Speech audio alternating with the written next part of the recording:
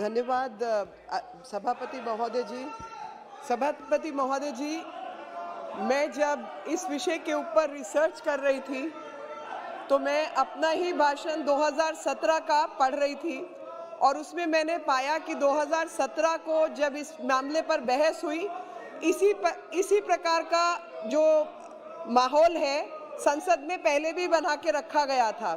अब विपक्ष की हालत ये हो गई है कि कश्मीर से कन्याकुमारी तक के रास्ते में जितने चुनाव हैं उसमें लगातार भारतीय जनता पार्टी अच्छा कर रही है और ये लोग लगातार पिछड़ रहे हैं अपनी इन हरकतों की वजह से ही।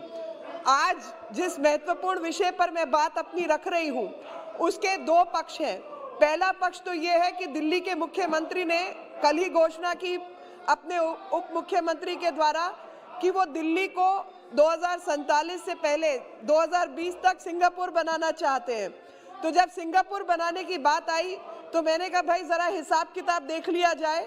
तो पता चला कि 2017-11 जब चुनाव की बारी आती है इसी तरीके की ये बात कर रहे होते हैं और कारण यही है कि जो इनके हिस्से का काम है जिसमें सर्वे करना था, मुआयना करवाना था, वो इन्होंने आज तक किया नहीं और जिसके रहते बार बार इस कानून की नियमितता को हमें बढ़ाना पड़ रहा है। 2006 से पहले इसको दिल्ली लॉज के नाम से जाना जाता था, 6 के बाद 8, 9, 11 इसको NCT of Delhi amendment law के नाम से जाना जा रहा है और 14 में जब हमारी सरकार आई तो उसमें अनियमितता को दूर करने के लिए 2002 के बाद भी जो कंस्ट्रक्शन हुई, जो कुछ दिल्ली में बना, उसको नियमित करने के लिए यह नियम लाया गया। लेकिन जहां भी दिल्ली सरकार के काम की बात आती है उन्होंने कोई काम नहीं किया और मसला ये है कि जब ये कोर्ट के अंदर मसला पहुंचा, ये प्रॉब्लम 2008 में रेगुलराइजेशन करने की जब पूर्व की सरकार ने कोशिश की तो उसमें बेईमानी थी, उसमें घोटाले थे और उसी के चलते कॉमन कॉज ने ये पिटीशन कोर्ट में डाली और उसके बाद रोक लग गई। लेकिन रोक भी नहीं लगी, एक कमेटी बना दी गई, भूरेलाल कमेटी, और वो भूरेलाल कमेटी तब की बनी हुई है और दिल्ली में कोई कंस्ट्रक्शन रुका नहीं और कारण सिर्फ छोटा सा है कि रोटी रोजी की मजबूरी नहीं होती तो साहब कौन गांव छोड़कर दिल्ली पहुंचता। असलियत में रोटी रोजी की मजबूरी रही और लोगों को गांव छोड़ने पर मजबूर होकर दिल्ली, मुंबई आदि शहरों में जाना पड़ा और यहाँ की हालत ये थी कि शहर को बढ़ाने के लिए वो सब सस्ती लेबर और तमाम तरीके के लोगों की ज़रूरत थी, लेकिन उनके लिए सुविधाएं देने का काम जो करना चाहिए था या प्लान तरीके से शहरीकरण होना चाहिए था, वो पूर्व की सरकारों ने नहीं किया। मुझे खुशी है इस बात की कि हमारी सरकार ने आकर, चाहे वो कठपुतली कॉलोनी हो, चाहे आर.के. पुरम की कई झुग्गी बस्तियां हो या अन्य नई दिल्ली की झुग्गी बस्तियां हो, जिनको हटाकर रिलोकेट करने का काम किया और नियमित करने का भी काम किया। अगर दिल्ली की समस्या की बात करें तो दिल्ली की समस्या झुग्गी, झोपड़ी, रेड़ी, पटरी, गोदाम, रिलीजियस स्ट्रक्चर्स, कल्चरल सेंटर्स, गांव की आबादी, लाल डोरा की आबादी, ऐसी तमाम तरीके की विविध प्रकार के नियम, कानून और उनकी समस्याएं हैं। 2008 में इससे निजात दिलाने के लिए कोर्ट ने फैसला किया कि भाई आप डेवलपमेंटल एक्टिविटीज के लिए आपको किसी की परमिशन की जरूरत नहीं है, यानी जो बेसिक मानवीय अधिकार है जिसमें पानी, सड़क, नाली, सीवरेज, टॉयलेट्स, ये सब करने के लिए आपको किसी की आधिकारिक रूप से आवश्यकता नहीं है, ये आप दिल्ली सरकार प्रोवाइड कर सकती है।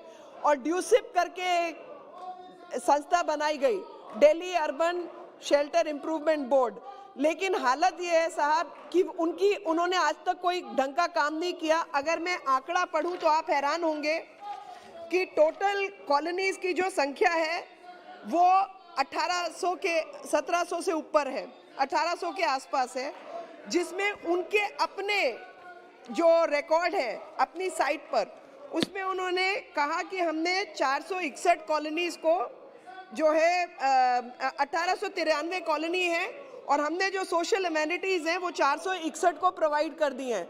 461 का मतलब आप लगाइए 1800 से 461, यानी 25% भी नहीं है, 25% से कम काम किया। और इसके अलावा कंप्लीटेड वर्क की डेफिनेशन क्या होती है, यानी जो काम पूरा किया उसमें क्या क्या आना चाहिए, सड़क आनी चाहिए, सीवरेज आना चाहिए, क्या क्या काम किया उसकी भी कहीं पर कोई डेफिनेशन उपलब्ध नहीं की गई। जब इसकी गहराई में हमने थोड़ा और पता करने का प्रयास किया तो पता चला कि 895 में से 65 ऐसी कॉलोनीज हैं, ऐसी बस्तियां हैं, यानी 7%, जहां पर कोई एग्जीक्यूटिंग एजेंसी नहीं है। कोई एजेंसी तो होगी, कोई एग्जीक्यूटिंग एजेंसी नहीं है। और 172 जो हैं 895 में से, उसमें कहा गया है वर्क इन प्रोग्रेस, यानी 19%। और इसके ऊपर 631 करोड़ रुपया खर्च होना था, जिसमें से 542 का हिसाब है, बाकी का कोई हिसाब भी नहीं है। अध्यक्ष जी, लगातार इन झुग्गियों में जो रहने वाले लोग हैं उनकी जब बात की जाए तो उन्होंने बड़ी गाढ़ी मेहनत की कमाई से इन इलाकों को, पट्टों को लिया है। वो अनियमित है, लेकिन पैसा जो इनका खर्च हुआ है वो असली पैसा खर्च हुआ है। और जब मैं बार बार इस बारे में सोच रही थी तो अभी कुछ दिन पहले मैं केरल के एक ट्राइबल क्षेत्र में थी, जहां पर लोग कह रहे थे कि हमें भी स्वामित्व स्कीम के तहत पट्टा अगर मिल जाता तो हमारे जीवन में सुधार आ जाता। तो मैं माननीय प्रधानमंत्री जी की स्वामित्व की जो नीति है उस विषय में सोच रही थी। ठीक उसी प्रकार से दिल्ली के अंदर भी जो ये अनऑथराइज्ड कॉलोनीज जिसको कहा जाता है, वो अनऑथराइज्ड कॉलोनी भले ही है, लेकिन उसमें रहने वाले लोगों का ऑथराइज्ड पैसा उसमें खर्च हुआ है। और इतने अधिक संख्या में इतने लंबे समय तक लोग इसमें बसे रहे और लगातार तकलीफ में रहे, ये किसी भी सरकार के लिए अशोभनीय है। तो जिस प्रकार से स्वामित्व के तहत पट्टा देने का काम हमारी सरकार ने प्रधानमंत्री नरेंद्र मोदी जी के नेतृत्व में किया, ठीक उसी प्रकार से दिल्ली में झुग्गी बस्तियों में रहने वाले लोगों को भी अपने जमीन पर मालिकाना अधिकार प्राप्त हो, उसके लिए ये नियम बनाया गया। और प्रॉपर्टी रिलेटेड जो प्रॉपर्टी राइट्स एक्ट है उसको भी 2019 में लाया गया। तो इसके जो लाभ है वो 3 हैं। पहला है कि जो भी लोग इन क्षेत्रों में रहते हैं उनको उस जमीन का अधिकार मिलेगा। दूसरा है, प्रॉपर्टी उनके नाम पे होने की वजह से बैंक आदि के अंदर नियम अनुसार उस पे लोन लेना या एक आधिकारिक रूप से उस पे काम करना वो मुनासिब होगा। तीसरी चीज कि जो सर्विसेज है, सड़क, बिजली, पानी, नालियां, ये सब आने की वजह से उनका जो ईज ऑफ लिविंग है वो बेहतर होगा। और यही कारण है कि लगातार हमारी सरकार को इस पर काम करना चाह रही है और लगातार इसमें रजिस्ट्रेशन का काम भी शुरू हो चुका है।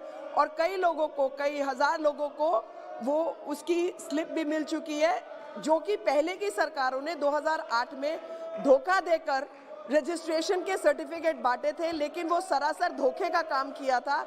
लेकिन धोखे के काम से हटाकर असलियत में लोगों को उनका अधिकार मिले, इसके लिए काम किया जा रहा है।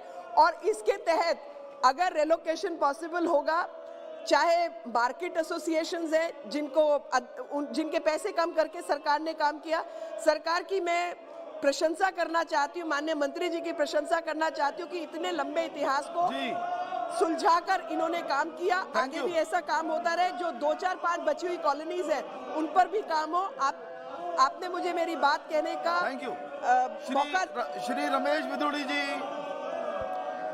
अध्यक्ष जी, बहुत बहुत धन्यवाद आपका। आपने अध्यक्ष जी मुझे एक ऐसे विषय पर जो आज हमारे शहरी